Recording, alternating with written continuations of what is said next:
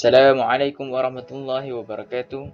Hari ini saya ingin membincangkan atau menceritakan kaitan tajuk rahas para Nabi ataupun perkara yang luar biasa terjadi kepada Nabi sebelum menjadi Rasul.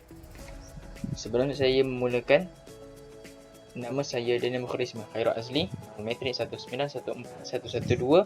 Ini adalah tugasan subjek Mantap Akidah. Baiklah, untuk permulaan, kita pergi kepada pengenalan irhas. Itu irhas. Irhas adalah perkara atau kejadian yang luar biasa kepada seorang rasul sebelum dinyatakan kerasulannya oleh Allah Subhanahu Wa Taala. Ataupun dalam arti kata lain, perkara yang berlaku kepada seorang nabi sebelum dia menjadi seorang rasul. Dan kedua adalah persediaan sebelum dilantik sebagai rasul. Itu adalah secara umumnya maksud irhas itu sendiri. Baiklah, sekarang pergi kepada contoh-contoh irhas. Yang pertama adalah peristiwa Nabi Muhammad SAW, iaitu kegagalan tentera Abraha menghancurkan Kaabah. Seperti mana yang kita tahu, Nabi Muhammad SAW dilahirkan pada tahun gajah, dan nama tahun gajah itu diambil dari peristiwa ini. Abraha adalah yang mewakili Raja Kalib, itu berada di Habsyah. Dan Abraha ini mempunyai hasrat atau misi untuk membuat dagangan yang besar di selatan semenanjung Arab. Tetapi Abraha ini perlu melenyapkan kota Mekah dengan serta-merta. Abraha ini mempunyai dua sebab apa dia perlu menghancurkan kota Mekah. Yang pertama adalah kedudukannya berada di tengah-tengah semenanjung Arab. Kedua adalah kota Mekah itu mempunyai satu binaan, mana masyarakat ketika itu membuat sebagai beribadah. Dan ikan cerita Abraha ini telah dihapuskan oleh Allah SWT dengan Allah SWT menghantar buah ababil yang membawa batu daripada neraka untuk menghancurkan mereka. Baiklah, seterusnya adalah tiba masa kanak-kanak Nabi Muhammad SAW yang dibedah dadanya oleh Nabi oleh dua malaikat. Jika baginda masih di dalam asuhan Halimatus Sa'diyah. Perkara ini dicatatkan dalam hadis, iaitu Rasulullah SAW berkata, mahfuhumnya Rasulullah SAW didatangi oleh Jibril AS, lalu Jibril mengambilnya, dibaringkan lalu membelah dada Nabi, kemudian segumpulan darah. Lalu Jibril AS berkata, ini adalah bahagian syaitan yang terdapat dalam dirimu. Lalu Jibril AS menyucinya di dalam sebuah bekas daripada emas dengan air Zam-Zam. Lalu Jibril AS menjahitkan semula dan menghantarkan Nabi kepada asal, dan Jibril AS mengambilnya. Dan itulah ceritanya. Pergi kepada kisah yang terakhir, iaitu Nabi Isa yang mampu berbicara. Kisah ini terdapat di dalam surah Maryam 27 dan 29. Seperti mana yang kita tahu, Nabi Isa AS dilahirkan dari rahim seorang perempuan sangat terjaga kehormatannya, itu Maryam. Maryam ini juga wanita yang solehah, tidak suami, namun melahirkan seorang laki-laki yang bernama Isa.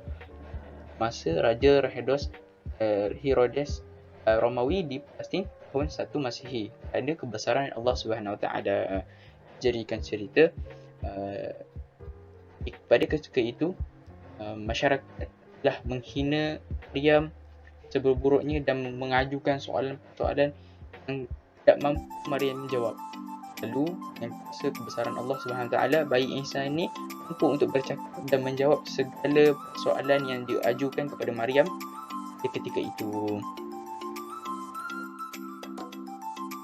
Ialah itu adalah serba sedikit kenalan irhas dan contoh kisah yang berlaku di kalangan Rasul dalam sejarah Islam. Harap yang kita dapat pada hari ini dapat kita amalkan dan kita sampaikan kepada orang lain. Itu sahaja daripada saya. Assalamualaikum warahmatullahi wabarakatuh. Assalamualaikum warahmatullahi wabarakatuh. Saya Ani Hazim bin Azizuki, nombor metrik 1914118. Saya akan menerangkan perbezaan perkara luar biasa dalam Islam dan hikmah irhas pada Nabi. Perbezaan perkara luar biasa yang berlaku di dalam Islam ada 7, iaitu 1. Irhas, 2. Mukjizat, 3. Karamah, 4. Maunah, 5. Inahah, 6. Istidraj, 7. Sihir. Saya akan terangkan ketujuh-tujuhnya. Yang pertama, irhas. Yang pertama, antara contoh secara ringkas ialah Allah menghancurkan tentera bergajah untuk menyambut kelahiran Nabi Muhammad sallallahu alaihi wasallam. Seterusnya, pengalaman waktu kecil Nabi Muhammad SAW sudah berkhitan. Seterusnya, semasa baginda SAW dalam pemeliharaan ibu susuan, yang mana kehidupan ibu susuan tersebut telah bertukar kepada kehidupan dengan rezeki yang melimpah. Seterusnya, ketika Nabi Muhammad berniaga ke Syam, semasa baginda di dalam perjalanan bersama sahabatnya Maisarah, baginda berada di bawah naungan gumpulan awan sehingga Nabi SAW tidak pernah merasakan kepanasan terik matahari. Seterusnya, peristiwa Nabi Muhammad SAW yang dibedah oleh Jibril waktu kecil dan banyak lagi. Kedua, mukjizat. Mukjizat adalah suatu hal yang luar biasa atau di luar kelaziman dan kebiasaan yang Allah berikan kepada para rasulnya untuk menguatkan dan membuktikan kebenaran kerasulannya dan untuk melemahkan hujah musuh yang menentangnya. Setiap para rasul yang diutus memiliki mukjizat yang sesuai dengan zamannya. Mukjizat terbahagi kepada 2. Mukjizat yang pertama ialah mukjizat maknawi, yang kedua mukjizat hissi. Mukjizat maknawi bermaksud mukjizat yang sukar difahami dan tidak dapat dilihat dengan jelas kecuali menerusi penelitian, kajian dan pemikiran yang mendalam, sebagai contohnya Al-Quran. Yang kedua, mukjizat hissi.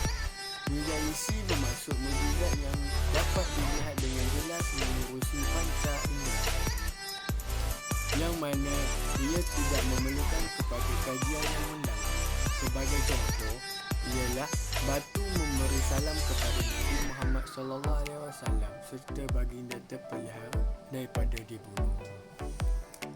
Seterusnya, karamah. Hal yang luar biasa yang terdapat pada para wali, iaitu orang yang jelas, soleh dan adil, yang tidak mendakwakan kewalian dan kerasulan. Antara contoh secara ringkas ialah yang pertama, karamah Umar bin Al-Khattab radhiyallahu anhu yang menulis surat kepada sungai Nil yang airnya selalu naik melimpah sehingga merosakkan tanaman dan kehidupan penduduk berdekatan. Kedua, dalam peristiwa yang lain, penduduk Madinah datang mengadu kepada Umar Al-Khattab radhiyallahu anhu tentang perihal rumah mereka yang sering digilai. Yang ketiga, kisah yang lain mencatatkan semasa Umar Al-Khattab membaca khutbah Jumaat, beliau telah memerintah orang ramai yang hadir naik ke atas bukit dari tempat beliau khutbah. Seterusnya, maulid. Ialah hal yang luar biasa yang terdapat pada orang biasa yang mukmin yang benar-benar soleh tetapi tidak menonjolkan dirinya, dan orang mukmin itu tidak fasik sebagai pertolongan Allah. Seterusnya, inah. Inah ialah perkara luar biasa yang berlaku pada orang awam dengan menggunakan tipu daya mendapatkan sesuatu. Inah dilakukan secara sihir, ilmu hitam, kukau dan sebagainya. Seterusnya, istidraj. Maksud istidraj adalah ianya pemberian nikmat Allah kepada manusia yang mana pemberian itu tidak diredainya. Inilah yang dinamakan istidraj. Contoh istidraj ialah dia tidak solat tapi rezeki dia melimpah-limpah. Contoh. Seterusnya, sihir. Dari segi bahasa, sihir dalam lisan Al-Arab disebut tukang sihir seakan-akan memperlihatkan kebatilan dan kebenaran dan menggambarkan sesuatu tidak seperti hakikat dan sebenarnya. Dengan demikian, dia telah menukar sesuatu daripada hakikat yang sebenarnya. Dari segi istilah, Ibnu Qudamah berkata, sihir ialah ikatan jampi dan perkataan yang diucapkan atau ditulis atau dibuat sesuatu yang mendatangkan kesan dan akibat buruk terhadap tubuh orang yang disihir atau terhadap hati dan akalnya tanpa menyentuh secara langsung. Sebenarnya kita pergi kepada hikmah irhas para nabi. Hikmah yang dapat diambil daripada perkara luar biasa iaitu irhas adalah seperti berikut.